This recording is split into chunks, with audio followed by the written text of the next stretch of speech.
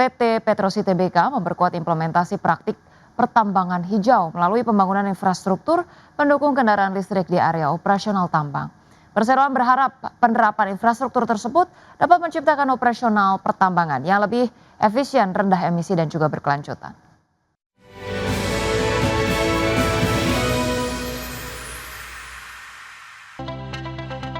Emiten jasa pertambangan PT Petrosi Tbk memperkuat implementasi praktik pertambangan hijau melalui pembangunan infrastruktur pendukung kendaraan listrik di area operasional tambang. Langkah tersebut ditandai dengan penandatanganan perjanjian sewa menyewa gardu listrik untuk pengisian daya kendaraan listrik antara Petrosi dan PT Chandra Investa Prima pada tanggal 30 Juni 2026. Infrastruktur tersebut akan digunakan untuk mendukung operasional proyek pertambangan di area pertambangan milik PT Multi Tambang Jaya Utama yang berlokasi di Kabupaten Barito Selatan, Kalimantan Tengah. Presiden Direktur Petrosi Michael mengatakan, penyediaan infrastruktur kendaraan listrik merupakan bagian dari strategi perseroan dalam mendorong praktik bisnis yang berkelanjutan, sekaligus menekan emisi karbon dari aktivitas operasional. Selain itu, Petrosi menyatakan dukungan terhadap pengembangan ekosistem baterai kendaraan listrik yang menjadi salah satu proyek strategis nasional. Perseroan berharap penerapan infrastruktur tersebut dapat menciptakan operasional pertambangan yang lebih efisien, rendah emisi, dan berkelanjutan. Kedepan perusahaan melalui implementasi teknologi kendaraan listrik juga akan memperkuat kontribusi terhadap para pemangku kepentingan dengan tetap mengedepankan penerapan tata kelola perusahaan yang baik, berbagi sumber untuk ID Actional. Pemirsa, emiten pelayaran tanker PT Suci Lines Tbk akan menerbitkan sukuk ijarah senilai 134,85 miliar rupiah. Sukuk ijarah ini merupakan bagian dari penawaran umum berkelanjutan sukuk berkelanjutan 1 dengan target dana 3 triliun rupiah. Sukuk ijarah ini memiliki jangka waktu 3 tahun sejak tanggal emisi. Cicilan imbalan ijarah ditetapkan 10,72 miliar rupiah per tahun. Adapun perseroan berencana menggunakan seluruh dana hasil penawaran sukuk ijarah ini untuk memperoleh hak manfaat atas 1 unit kapal milik perusahaan anak yaitu Great Ocean Marine Limited. Selanjutnya perseroan akan menggunakan seluruh dana pembayaran SHL dari anak usaha untuk membayar sebagian pokok utang kepada perusahaan anak yaitu PT Putra Utama Line.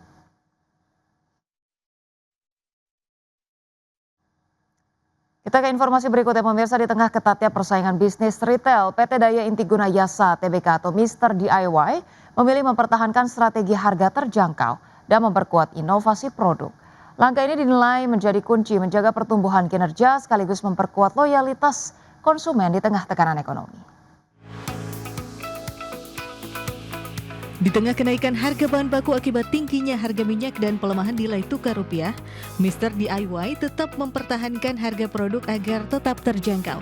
Strategi ini dilakukan untuk menjaga daya beli masyarakat sekaligus memperkuat loyalitas pelanggan dengan menawarkan produk berkualitas dengan harga yang tetap kompetitif. Selain menjaga harga, Mr. DIY juga terus menyegarkan bauran produk dan memperluas kategori perlengkapan rumah tangga, termasuk mengembangkan produk dengan merek sendiri. Menurut analis MNC Sekuritas Catherine Florencia, strategi in-house brand memberikan fleksibilitas dalam mengelola harga, biaya, dan kualitas produk, sekaligus menjaga daya saing dan volume penjualan. Kinerja Mr. DIY pun mengawali tahun 2026 dengan hasil yang positif.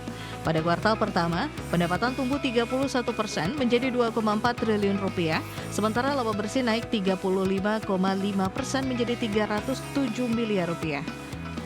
Perusahaan juga akan membagikan dividen perdana sebesar Rp17,62 per saham setelah pemegang saham menyetujui pembagian 40% dari laba bersih tahun buku 2025. Berbagai sumber IDX Channel.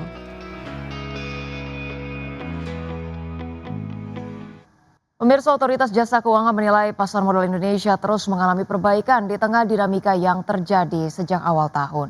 Ketua Dewan Komisioner OJK Friederika Widiasari Dewi mengatakan dinamika yang terjadi terhadap pasar modal Indonesia sejak bulan Januari 2026 merupakan eye-opener atau menjadi pengingat bagi pelaku jasa keuangan bagaimana satu aksi yang dibuat oleh penyedia indeks internasional bisa membuat guncangan yang dahsyat. Friederika menyebut berbagai catatan yang sebelumnya disampaikan oleh MSCI telah ditindaklanjuti oleh regulator. Sementara itu perbaikan dari sisi likuiditas masih dilakukan secara bertahap melalui koordinasi dan komunikasi intensif dengan berbagai pihak. Ia menilai berbagai pembenahan tersebut mulai tercermin pada pergerakan pasar saham domestik. Friederika mengatakan pergerakan IHSG saat ini sudah sejalan dengan pergerakan indeks global.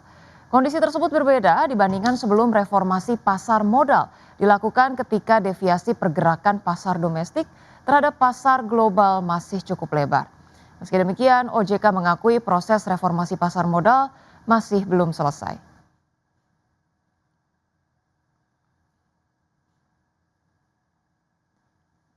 Pemirsa, penyerapan tenaga kerja Amerika Serikat di sektor swasta melambat, di mana penyerapan tenaga kerja swasta di luar sektor pertanian periode Juni hanya mencapai 57 ribu.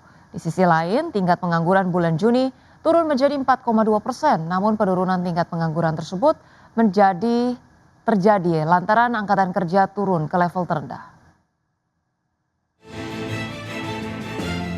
Penyerapan tenaga kerja Amerika Serikat di sektor swasta melambat. Biro Statistik Tenaga Kerja Amerika Serikat mengumumkan penyerapan tenaga kerja swasta di luar sektor pertanian periode Juni hanya mencapai 57 ribu. Konsensus prediksi ekonom memang sudah memprediksi akan terjadi perlambatan, namun konsensus ekonom masih memprediksi penyerapan mencapai 114 ribu. Di Mei lalu penyerapan mencapai 129 ribu atau turun dibandingkan April yang sebesar 179 ribu. Di sisi lain, Amerika Serikat juga mencatat tingkat pengangguran di Juni turun menjadi 4,2% dari 4,3% di bulan sebelumnya. Konsensus analis memprediksi tingkat pengangguran bertahan di 4,3%.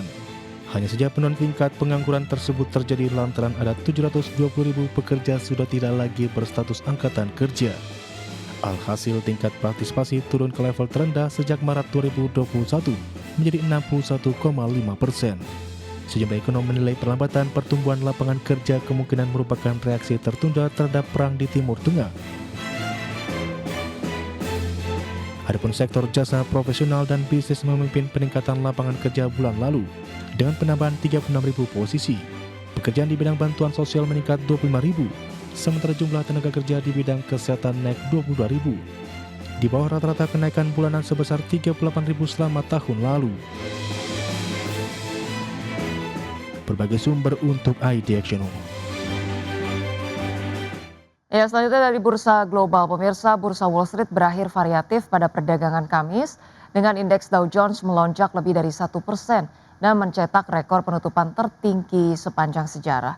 Penguatan tersebut ditopang oleh data ketenagakerjaan Amerika Serikat yang lebih lemah dari perkiraan sehingga meredakan kekhawatiran pasar terhadap kenaikan suku bunga The Fed dalam waktu dekat. Kami update informasinya pemirsa pada penutupan perdagangan Kamis. Indeks Dow Jones Industrial Average melesat 1,14% ke level 52.900. Indeks S&P 500 naik tipis 0,0001% ke posisi 7.800, maksud kami 483. Sedangkan indeks Nasdaq Composite melemah 0,8% menjadi 25.832. Kemudian kita bergeser ke bursa saham Eropa, pemirsa, yang mencetak rekor tertinggi baru didorong oleh kenaikan hampir di seluruh sektor yang berhasil mengimbangi tekanan pada saham terkait kecerdasan buatan. Kami update informasinya pemirsa, indeks Stoxx 600 ditutup melonjak 1,41% ke level 648,35. Indeks DAX Jerman melesat 2,16% ke level 25.580 dan indeks FTSE 100 Inggris meningkat 1,67% ke posisi 10.652.